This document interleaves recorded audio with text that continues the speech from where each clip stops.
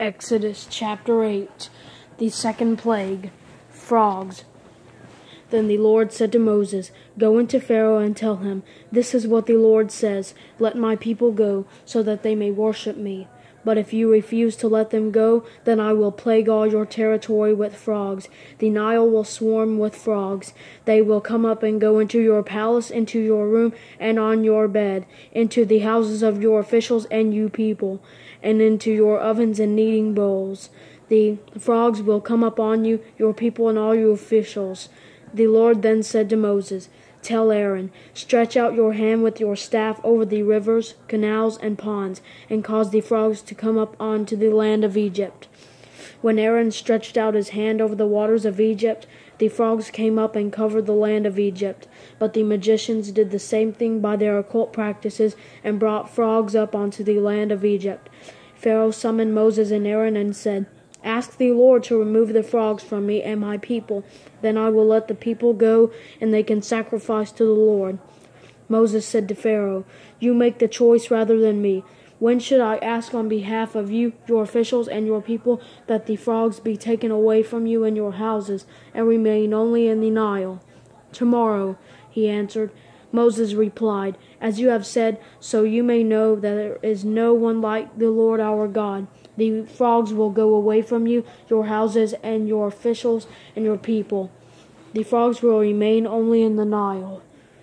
After Moses and Aaron went out from Pharaoh, Moses cried out to the Lord for help concerning the frogs that he had brought against Pharaoh.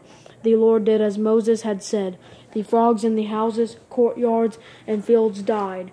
They piled them in countless heaps, and there was a terrible odor in the land. But when Pharaoh saw there was relief, he hardened his heart and would not listen to them, as the Lord had said.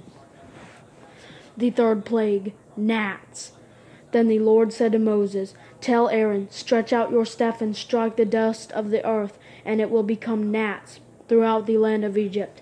And they did this. Aaron stretched out his hand with his staff, and when he struck the dust of the earth, gnats were on man and beast.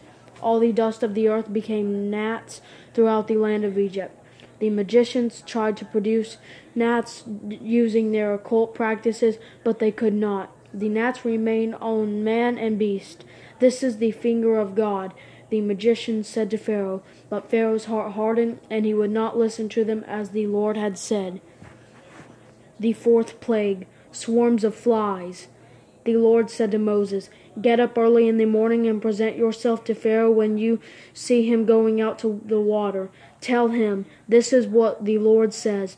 Let my people go, so that they may worship me. But if you will not let my people go, then I will send swarms of flies against you, your officials, your people, and your houses. The Egyptians' houses will swarm with flies, and so will the land where they live. But on that day I will give special treatment to the land of Goshen, where my people are living. No flies will be there. This way you will know that I, the Lord, am in the land. I will make a distinction between my people and your people. This sign will take place tomorrow." And the Lord did this.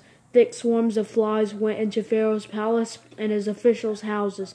Throughout Egypt, the land was ruined because of the swarms of flies. Then Pharaoh summoned Moses and Aaron and said, "Go sacrifice to your God within the country." But Moses said, "It would not be right to do that, because what we will sacrifice to the Lord our God is detestable to the Egyptians.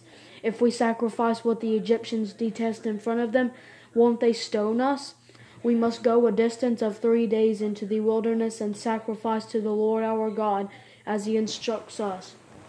Pharaoh responded, "I will let you go and sacrifice to the Lord your God in the wilderness, but don't go very far. Make an appeal for me." "As soon as I leave you," Moses said, "I will appeal to the Lord, and tomorrow the swarms of flies will depart from Pharaoh, his officials, and his people.